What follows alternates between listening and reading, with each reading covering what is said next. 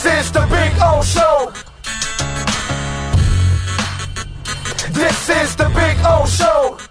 Omar, when I look at a defense that overall is underachieving, Yeah. get off the field on third downs, which they were exceptional at finding ways to get off the field last year.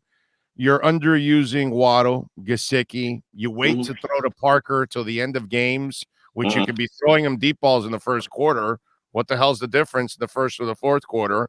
Jerome Baker was all over the field last year, blitzing and stuff. You don't use him. Van Ginkel, Myles Gaskin is, I still believe, is your best running back, and the line sucked last year, and you used them, and you're not using them now. I mean, I could just go on and on and on and talk about underperforming all over the place. Yes. I'm now more leaning on, I don't know if it's the talent anymore. Oh, it's the talent. It's without a doubt. Hold on. I'm leaning more on the coaching. I think they're failing them all over the place. If you coach virtually this same roster to a 10-6 season last year, with even less and players with more development this year, that shows you can coach. I'm sorry. The talent, you knew this offensive line was an issue. You knew it in the offseason, you weakened it. You knew it in the draft, you made one addition. You knew it in training camp, you made 2 additions. You knew you couldn't get pass rushing pressure without blitzing. You added one player, Jalen Phillips, one player of substance. You removed other players. You knew that you could not stop the run. You added a player who could stop the run, waived him, then went right back to what you were doing last year, still can't stop the run. You knew that your running backs could not pass protect. You knew that they were small, itty-bitty, both of them, your top 2 running backs. Right. All you did was sign a veteran to a veteran minimum contract who could pass protect, and you said, okay, that's our fix. And now he's your starting back, a guy who's been a journeyman his entire career. He's a jag, yeah. You knew Mike Gesicki could not pass protect. You knew that when you drafted him. Well, I don't care about that part. That doesn't. Okay, I know.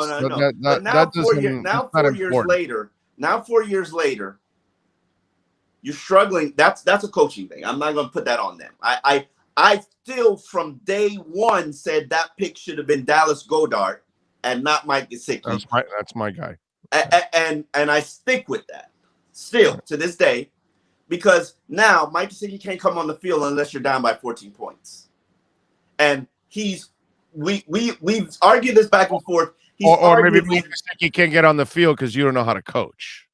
Because you can have a blocking tight end and Mike Gesicki on the field. It's not like, if you really wanted to, you can do it. You can find ways to put a playmaking tight end on the field. When you don't have a lot of playmakers, you know what I'm saying? Yeah. And hold on. Let me finish. Management wise, you knew you needed talent at wide receiver. So you draft one of the most injury-prone playmakers in the NFL. You sign one of the most injury-prone playmakers in the NFL, and now you're like, oh my God, he's got 2 injuries. Oh, but that's why it's a 1-year deal. You kind of knew, but you knew that. But you knew he was a stack of injuries, anyways. I mean, that's still your solution. That was still your solution. There are tons of things that you could have done. There are tons of ways you could address your offensive line. Tons of ways you could address your playmaking position. Tons of ways you could address pass rushing, and you chose to make these decisions. Yep. And I'm not saying coaching is doing a good job. Flo says right now we suck. Yeah. We're not doing a good enough job. All right, so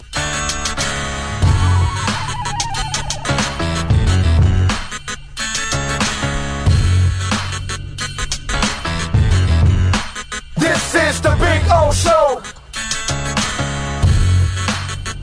This is the